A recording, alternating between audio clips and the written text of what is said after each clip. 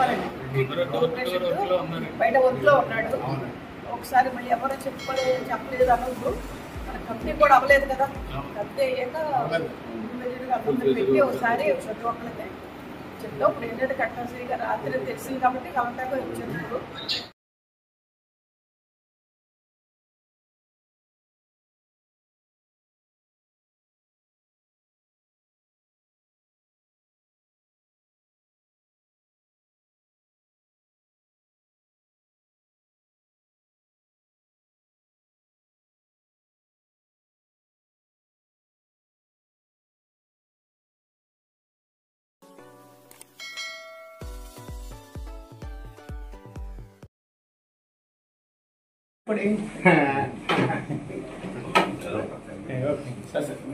Madam గారు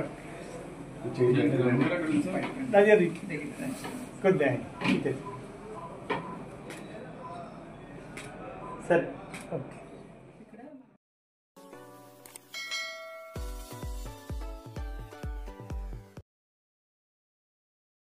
incharge గారు అందరూ కూడా సహాయ సహకారాలతో పూర్తి స్థాయిలో చేస్తారని చెప్పి ఆశిస్తూ బీజేపీ నుంచి వచ్చినటువంటి మన శ్రీనివాసవరం గారు కూడా మోడీ గారు మా మంత్రివర్గంలో ఆయన కూడా ఉంది. ఆయన ద్వారా కూడా మంచి కార్యక్రమాలు చేసి మార్కెట్ ఇంకా అభివృద్ధి చెందడానికి అందరూ హానిషులు కష్టపడి పనిచేస్తామని తెలియజేసుకుంటాం.